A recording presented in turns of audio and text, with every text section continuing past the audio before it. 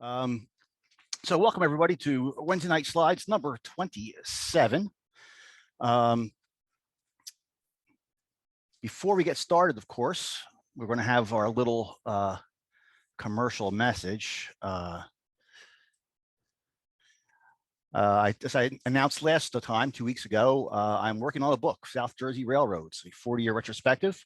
Some of my favorite South Jersey photos from the past 40 years, since 1980. There's a few older ones in there too. 106 pages, soft cover, coming out around June 1st, maybe a little bit later than that as I finish things up here. Couple of spreads, once again, Cape May seashore lines. Hey, Steve, I got a question about the book. Yeah. Did Kevin U. Daly twist your arm, or did you lose your mind on your own? I lost my mind on my own. This is a completely independent project. So that's Winchester and Western. Yeah. So this is something I am doing. We'll see how it goes. All right. Once again, for folks who are new to Zoom, if you see the four or five people down the right-hand side, you can get rid of that panel by clicking on one of the icons at the top of that panel. You can shrink it down so you see just me. You can shrink it down so you see nobody. Also, I'll take questions during the show. The easiest way to unmute yourself is to press your space bar, ask your question, and release the space bar. We're going to start off in central New Jersey. I was up there chasing trains a few weeks ago and stumbled upon Fort Monmouth, a decommissioned Army base. Didn't have time to go exploring that day, but I went back to explore a little bit later on. And I got up there, and most of it is being redeveloped into a residential area. Other things, the Army is no longer here, but the Army still owns the buildings that are still standing, and they're trying to find buyers for them. So I get up here to Fort Monmouth, and there's signs. I didn't have any problem there. I pull in, there's signs that say like no pedestrians and things like that. So like, okay, what do I do now? So I went to, I found a building, looked at like the headquarters, not this building here, one that was open and had Army headquarters in concrete above the doorway. I said, okay, let me check in here. Went inside, and apparently the Army is no longer there. Whoever was inside was a little bit baffled that I was there asking questions about taking pictures, because they're just like regular business. Some office was there. But he did point me to, said, well, across the way is the police station for Ocean Grove. I could check there. So I was heading out. I just happened to see a cop parked across the street. So I went over there and talked to him and said, is there any issue with taking photos here? And he said, no, not really. He said, you shouldn't have any trouble at all. This end is Oceanport. He said, I know you won't have any trouble here. He said, the other end is Eatontown. They might ask a question, but no, there shouldn't be any problem. So anyhow, here we are. This is the old U.S. Army Communications Electronics Command building that stands on the property. As I said, the Army has totally pulled out. This is the Expo Theater, also part of the base at one time.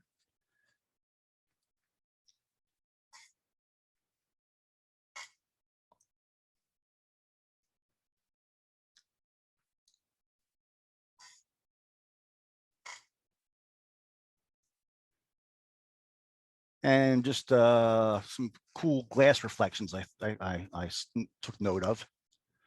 Some of the buildings, like a lot of the officers' housing, has been converted into general housing now. But there's several buildings that look like this on the property that have long gone unused. Not sure what the sign was for, but whatever it was, it's gone. The grounds themselves, where there hasn't been any development yet, has fallen into a bit of disrepair, weeds and trees, and generally nature just overrunning the place.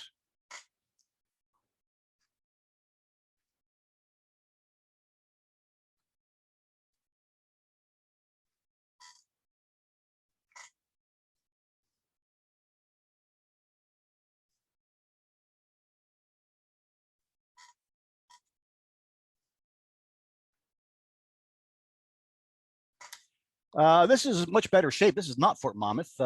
This is close by, though. This is over in Allaire State Park, over near the Jersey Shore in central New Jersey. A restored one of several restored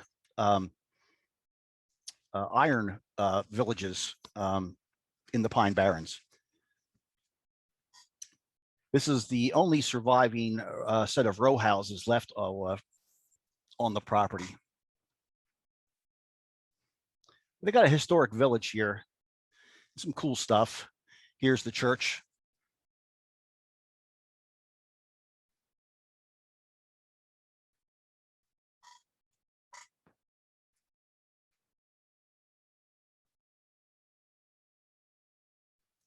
Early spring, pleasant day to walk around. The wheelwright shop.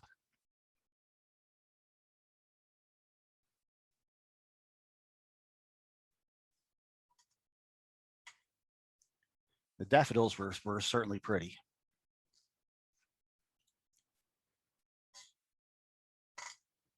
A lot of brick. I like shooting brick walls. The geometry is pretty cool.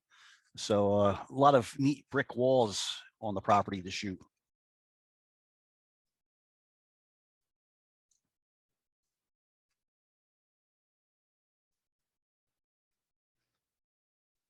General store, which actually still is a store, gift shop more than anything else, although it's closed due to COVID.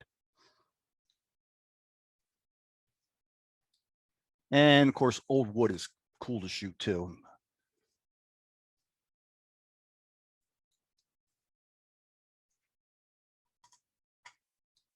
There's the store again.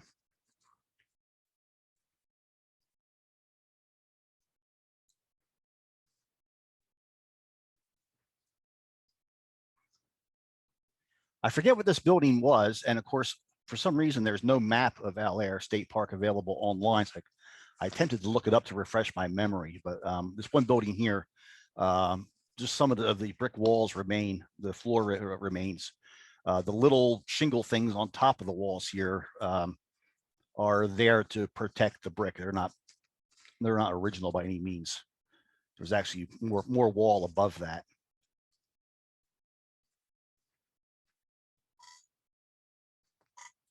Oops.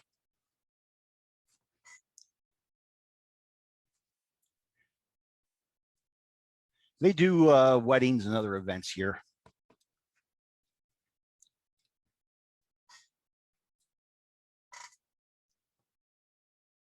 Blast furnace. Once again, the roof is not part of the original construction. That's been added on to protect what's left of the blast furnace from the elements.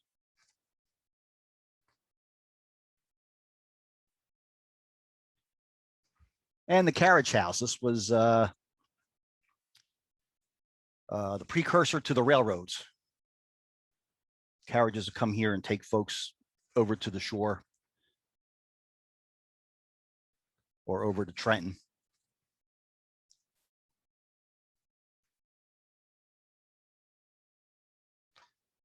The steeple on the church, it was not 9 o'clock when I was there. The clock does not work.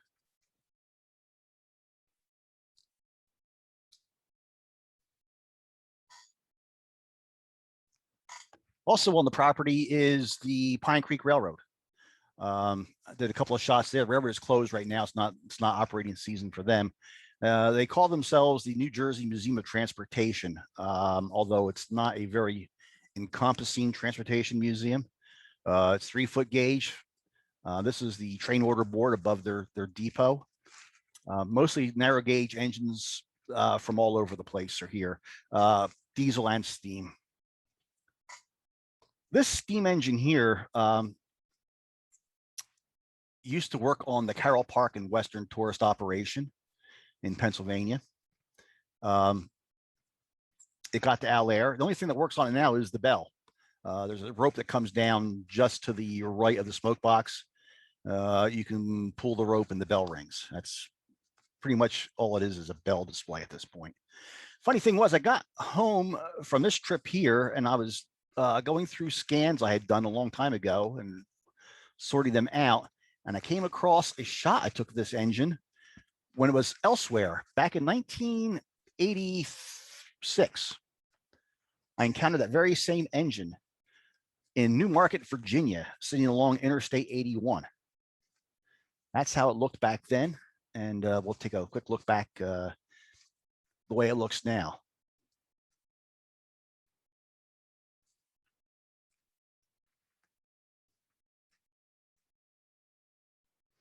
That's a quick run through some central New Jersey stuff. And now we're going to get to the train stuff. We're going to head up to Canada. And this is always dangerous. I know I have Canadians watching the program tonight, so I'm going to make mistakes. Just the way it's going to be. We're going to go to Toronto, my favorite North American city. I just love the railroads and the streetcars, transit in the city. My first visit to Toronto was in 1980 when the National Railway Historical Society convention was there.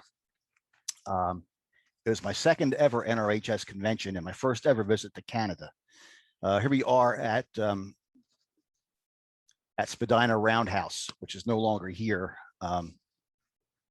with a variety of power, Canadian National Alcos, MLWs, and rail diesel cars, and Via Rail FPA4s, all kind of cool stuff around the Roundhouse.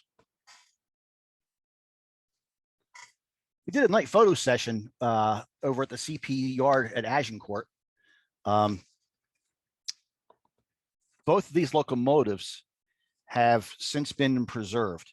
Well, the 4723 was preserved in Farnham, Quebec, but the town got tired of it being there. It was ultimately scrapped. The 8921, a rare RSD 17, was donated to the museum in St. Thomas, Ontario, where I believe it still lives.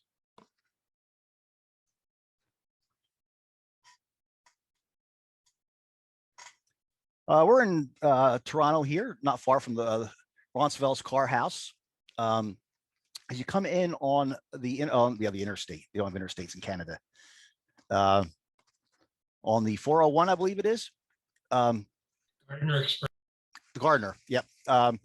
Different corporations have these their logos made out of bushes and stones and stuff along the highway. And here we see a Via Rail train going past the Canadian National logo.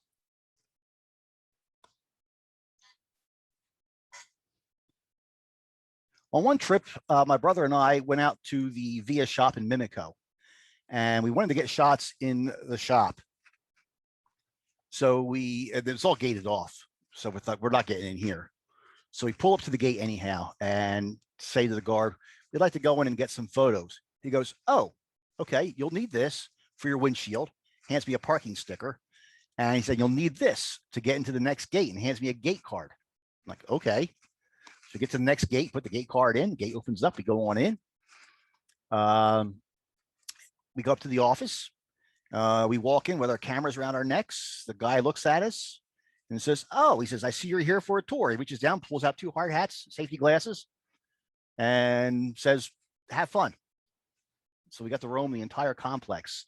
The shop switcher that day was this FPA4, which is normally a passenger locomotive, but it was in shop duty, switching cars out.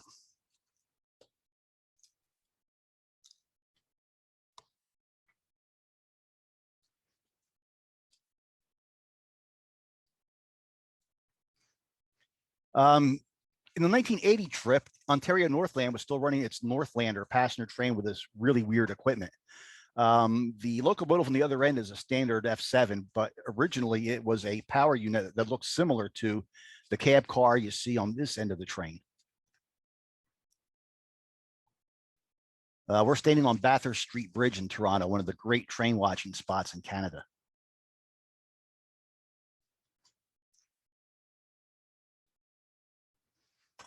Nearby is Hamilton, and at Hamilton is Bayview Junction. I went to Bayview Junction on that 1980 trip for a day and caught some neat stuff, including the tempo trains, lightweight aluminum trains that Canadian National put into service. By the time I got here, they have been taken over by Via, but they still were running with the CN RS-18s that were painted in the special orange color for tempo service.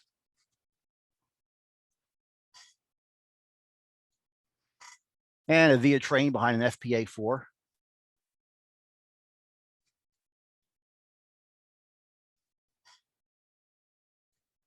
And many years later, I was back there again and caught a via train with LRC, light, rapid, comfortable equipment, pulled by an F-40, wrapped for the Spider-Man movie that was coming out. Spider-Man 2, it says on the engine.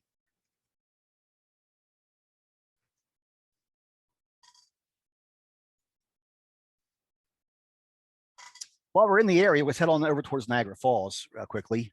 We're at Vineland Station. CN train switching above the highway. And continuing on towards Niagara Falls, we're in Jordan. Here's Amtrak's Maple Leaf from Toronto to New York. No, not running right now because of COVID, because you can't cross the border by train. This is crossing over 20 Mile Creek at Jordan.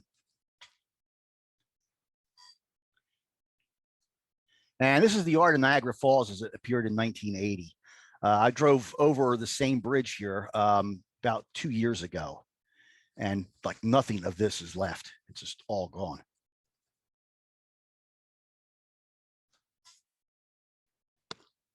Let's get back into the Toronto area. Go Transit is the commuter service. Here we see a train heading into Toronto, I believe. This is at Clarkson.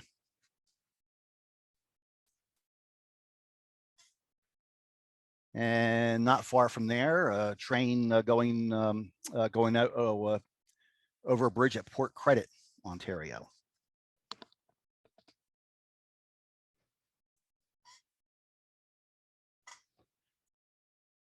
We're back in downtown Toronto now. Go Transit coming into town on a real pleasant evening. This was 2 years ago.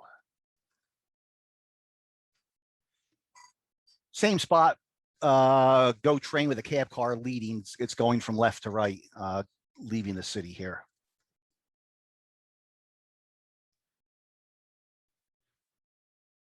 It's kind of a Greg McDonald-ish photo, and it was no coincidence I was standing next to Greg McDonald when I shot this.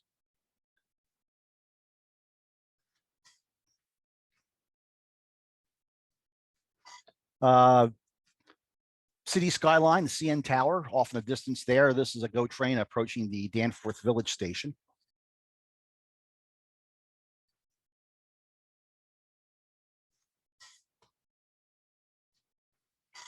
And on a very cold winter day, a Go train in Burlington as crews attempt to clean switches.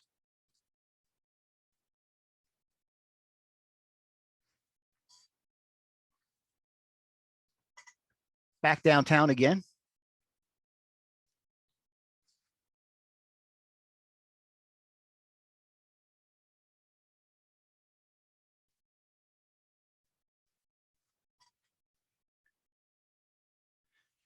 This was from the 1980 convention.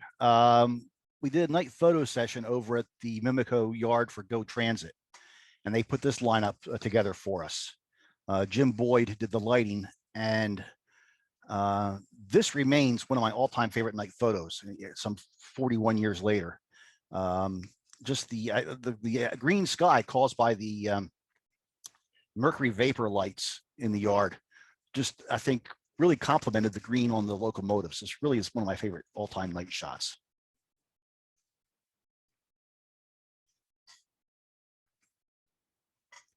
And here we see a Go Transit train once again back in, I think this is probably a little later than 1980, probably 86. I was there. Leading it is an F unit, but it has no power. There's actually an engine on the other end doing all the pushing. The F unit's been converted into an APCU, an auxiliary power car unit. Yes, APCU, auxiliary power car unit, essentially a cab car, passing a set of rail diesel cars, RDCs, in service for VIA.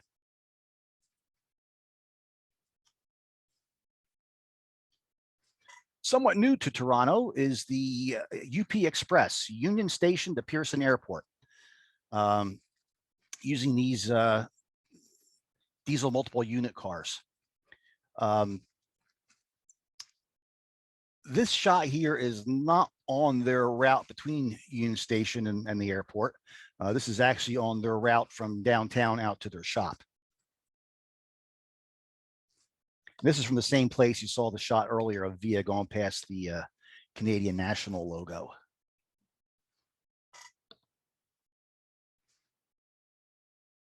Another UP Express going past the Parkdale pumping station.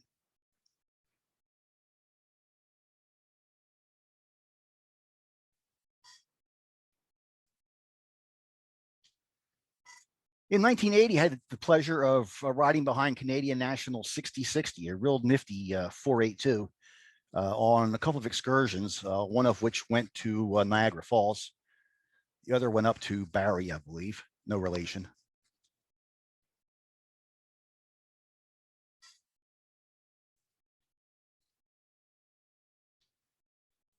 And here's the 6060 in Niagara Falls.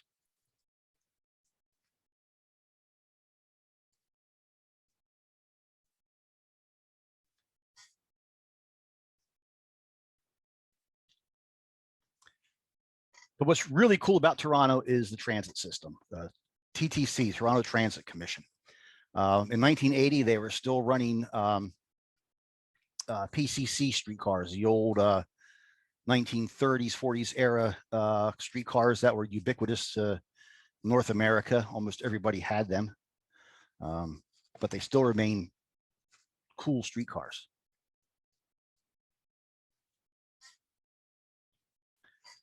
So let's see. Now this is down briefly. The PCCs made a comeback. They were retired. They made a brief comeback on the harbor front line. This is down at the harbor front with the CN Tower overhead.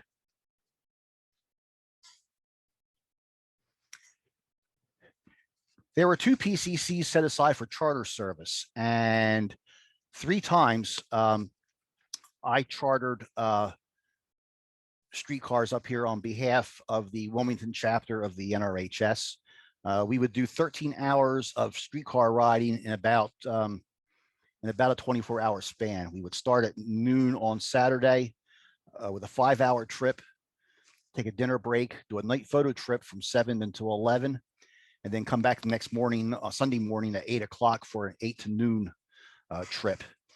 Here we see our PCC car that we chartered on one of the trips going past the St. John Cemetery.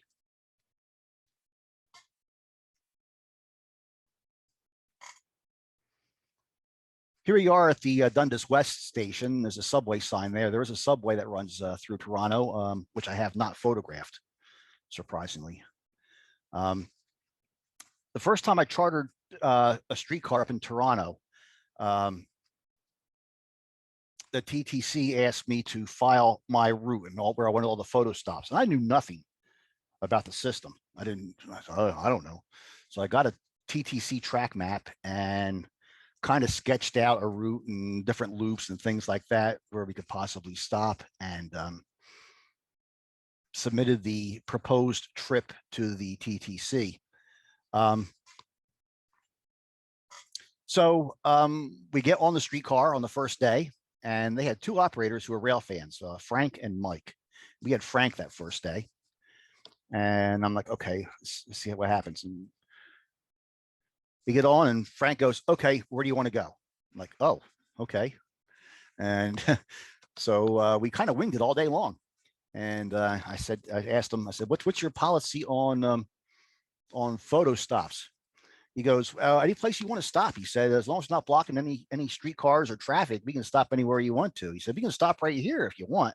He said, but on the way back, the light will be better. I'm like, oh yes, we got the right operator. This is really cool.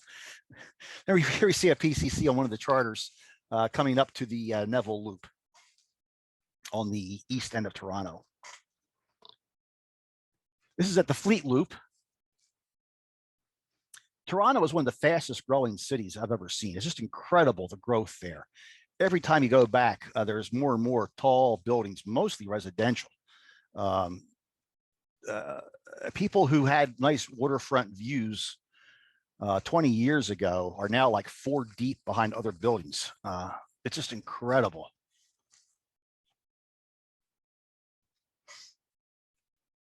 This is one of our night photo trips. This is at the Bingham Loop.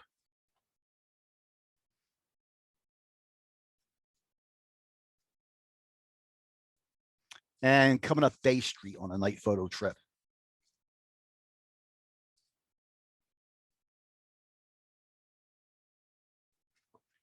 Going past St. John's Church on St. Clair Avenue. The St. Clair line is somewhat isolated from the rest of the system. Most of the Toronto streetcars are in a real spiderweb network downtown. And there's this one line on St. Clair that all by itself, somewhat north of the main part of the city.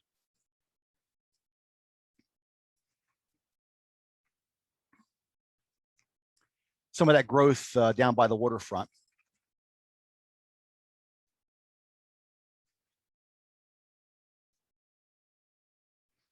Here's Honest Ed's, where, as a sign says, only the floors are crooked. Honest Ed's embarrassed. He gets caught with his prices down. Anyhow, this was a shot that our operator insisted we had to take for a photo stop, so we did. And the good thing we did too, because Honest Ed's is no longer there.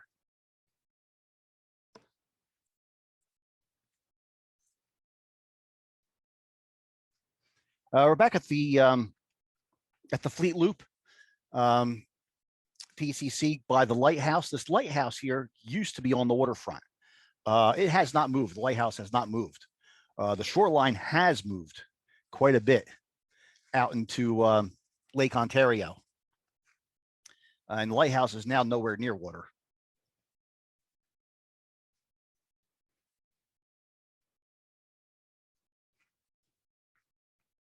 Another one of our night photo trips.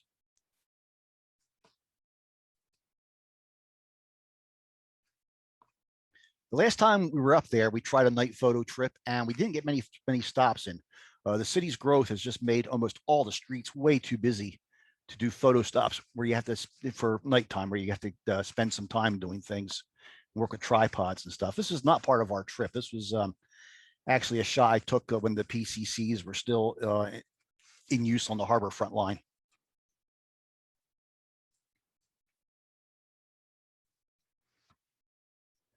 This spot here we spotted from our chartered streetcar. A guy's front porch provided the angle. We asked if he could use his porch for a shot.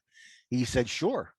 So 40 of us stomped up the steps, got this shot, stomped back down again. We did give the guy $10 for some beer, thanking him for letting us use his porch.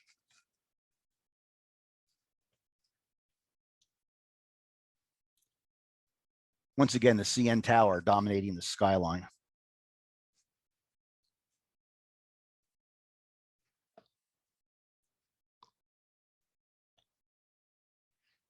This is at the High Park Loop. Looks a little bucolic. But we're still in the city limits of Toronto here.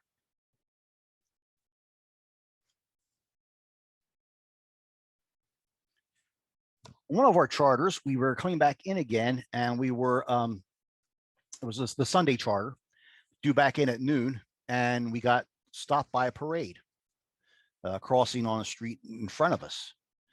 So our operator calls up the dispatch office because our streetcar was due out. Another group had it chartered after us.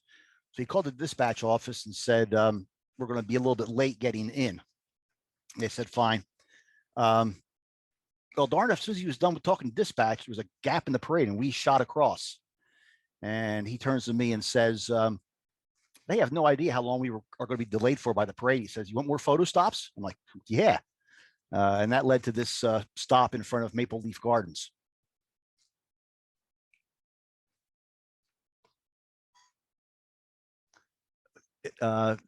Steve asked if it was the Stanley Cup parade. No, it was not.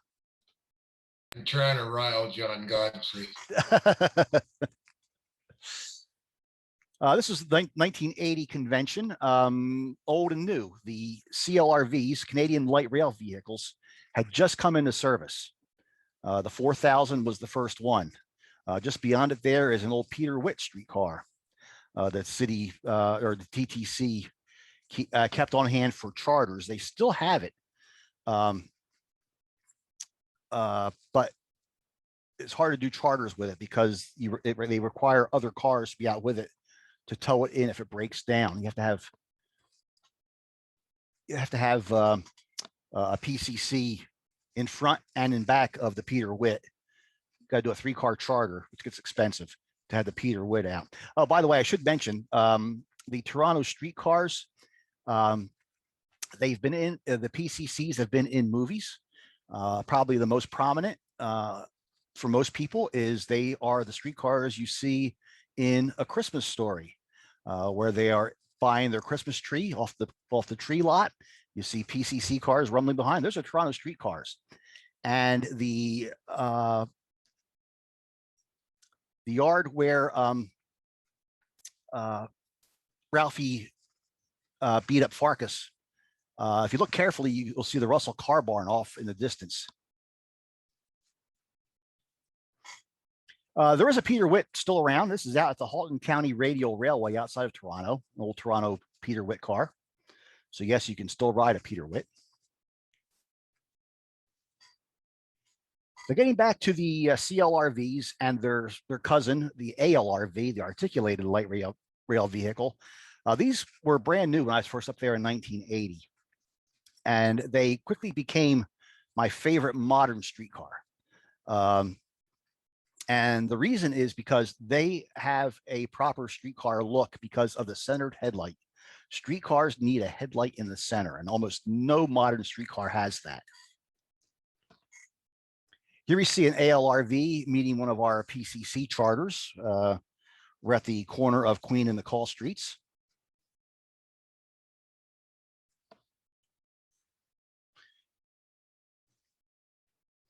And we're down at the CNE, the Canadian National Exposition grounds. Back in the day when the CNE was really huge, you could stand up on the Bathurst Street Bridge, which has streetcar tracks on it, and just watch a constant parade of streetcars every minute or so go by, taking people down to the CNE grounds. Back in 2019, the CLRVs were on borrowed time, so I made a trip up there to shoot them one final time before they went away.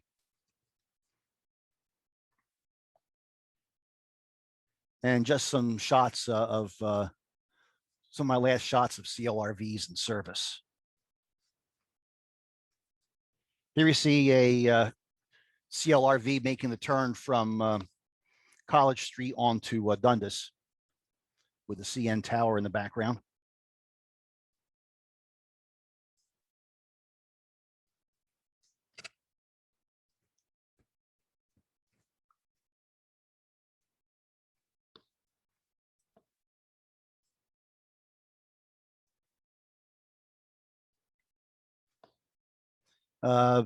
Streetcar service is pretty frequent up there. Here we see a couple of CLRVs meeting.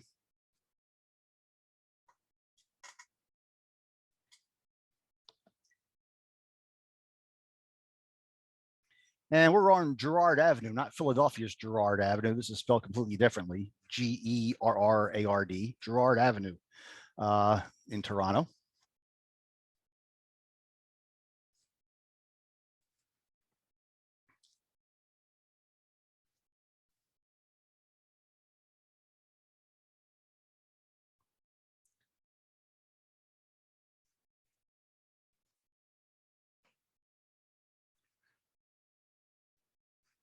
The week I was there, I was up there for most of a week shooting the CLRVs and other stuff. We had a charter scheduled up there with a CLRV and a PCC car on the Saturday I was up there. And that morning, it just poured rain. And I was out in the Long Branch line shooting CLRVs in this downpour. But made for some cool shots. You see a CLRV kicking up some water out of a puddle.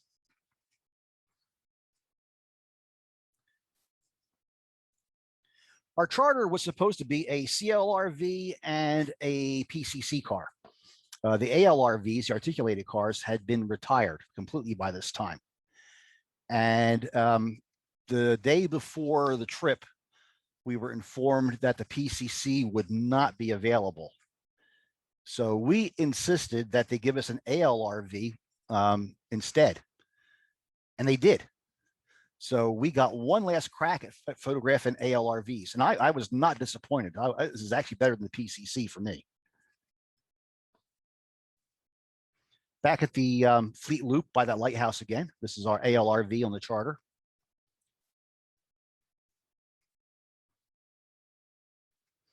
And here's our ALRV coming underneath the passenger main lines in Union Station at the Humber Loop.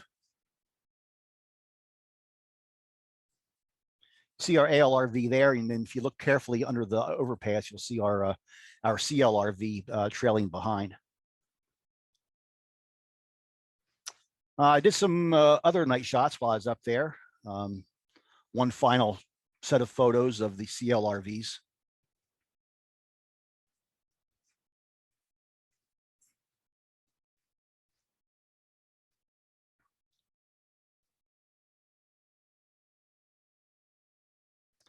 This goes back a ways. This is back around 1986 or so. We're on Bathurst Street Bridge.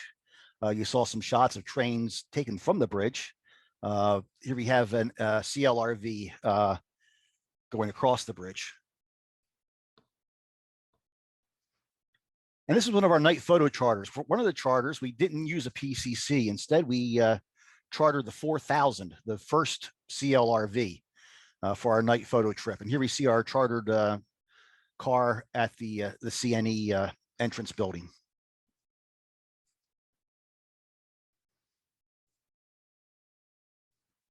This is once again from Bathurst Street Bridge. If you look carefully, you'll see two more CLRVs behind the lead one here, down the street there a ways.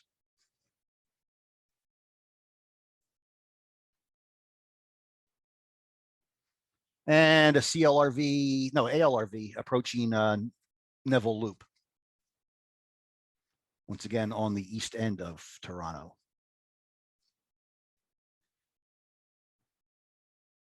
Great city. Just really enjoy being here. We're back at the corner of Queen and the Call for this shot here.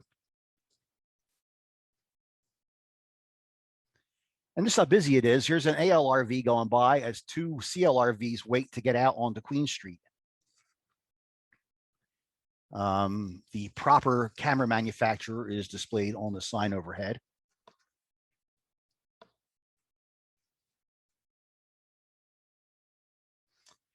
And our trips, when we chartered cars, the cars came out of the Russell Car House. And we got there before the trip one time, and they invited us in, come in and take some photos. So here we see a CLRV up on jacks inside of the Russell Car House.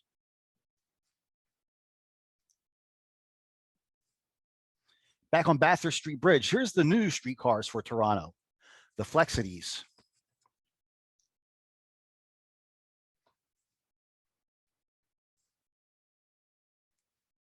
Alas, no center headlight. So not as good as the CLRVs, but that's the future in Toronto.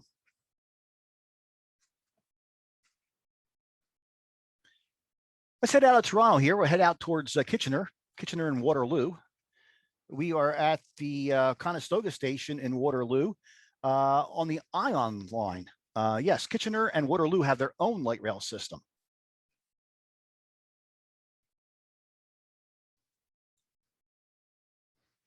Here we see an Ion train going past the old tanning buildings in Kitchener. My friend Greg McDonald says he remembers shooting 060s steam locomotives switching these buildings back in the 1950s, and a lot has changed.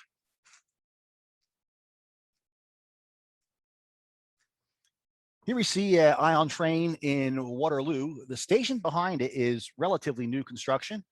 It was put there for the Waterloo and St. Jacobs tourist operation.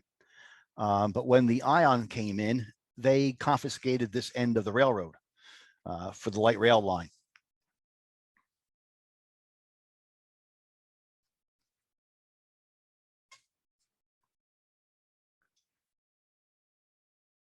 Dundas. Okay, Billy Bob Easton says I gotta call it Dundas. Dundas, not Dundas. Okay, so noted.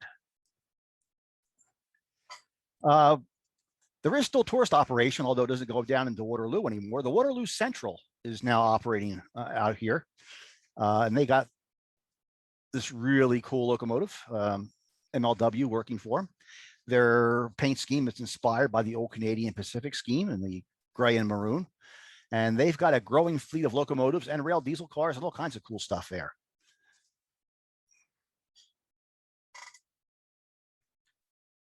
Here's a shot I took from my drone before I discovered that US citizens are pretty much prohibited from flying drones in Canada.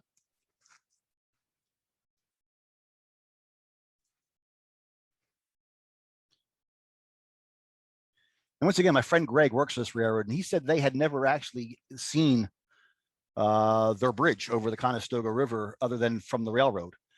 So I flew my drone over to it and got this shot of their train crossing over the Conestoga. Once again, before I found out that US citizens are largely prohibited from flying drones in Canada.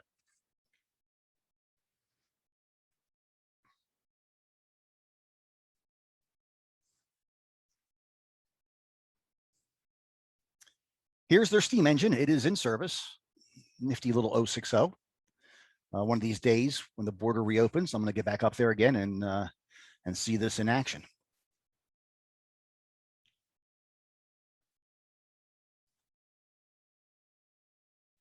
And they do special events, and it just so happened they were doing some publicity photos for their wine train. So here's Greg taking some photos for the railroad for their brochures.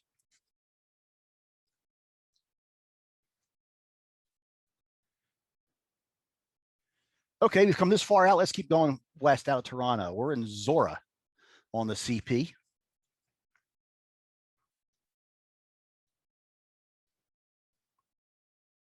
And not far from Zora, the CP and the old CN run roughly parallel, a mile or so apart through here. Over on the CN, we got a Via train going through Beachville with stainless steel equipment behind it. Nice Bud-built coaches.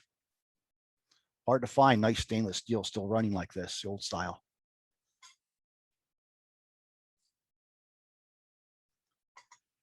We're over in Ingersoll. This is the Ontario Southland Railroad. They got this ex-Canadian Pacific locomotive they use. The Ingersoll sign is the mile board. The Canadian railroads have mile boards located, as the name would imply, 1 mile away from the station.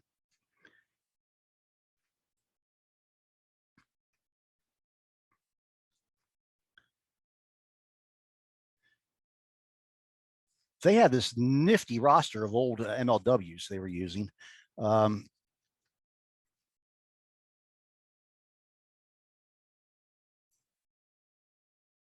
We are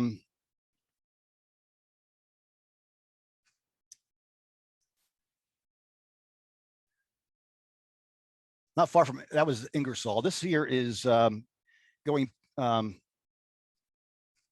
through Mount Elgin.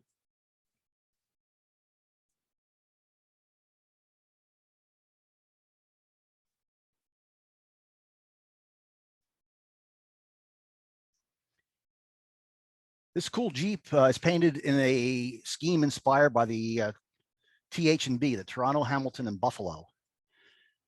And this is at Putnam. This involved walking out onto a golf course to get this shot.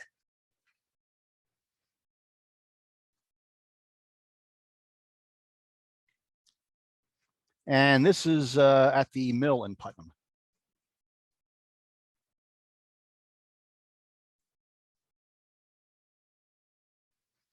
We're standing on the abandoned Canadian Southern Railroad, looking down at the Ontario Southland. And the train is going underneath the old Telltale bracket that still stands there. The Telltales used to have ropes that hung down from them. If a person was riding the top of a freight car, a brakeman or someone, and wasn't facing the direction of travel to notice the upcoming bridge, the Telltale would brush him and alert him to duck or get lower somehow for the bridge.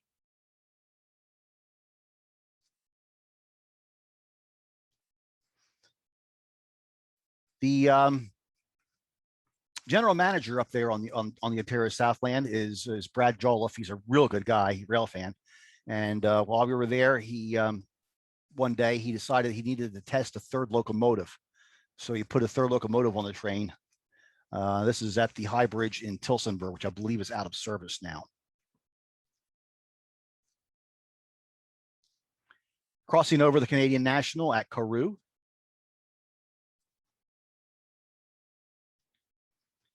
This is the interchange in Woodstock. The railroad calls it Coakley.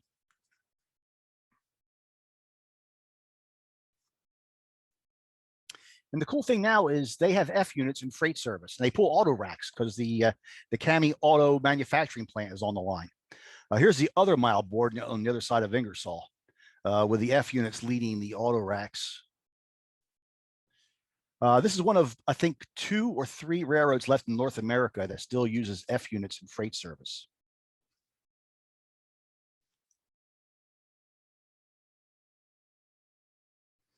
Not far away is the old Guelph Junction Railroad. Ontario Southland had the contract on this for a while. Unfortunately, the town threw everybody out and they're going to tear up the railroad.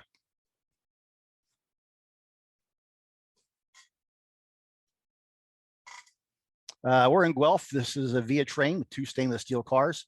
Just left the station at Guelph, heading through this neat little residential area.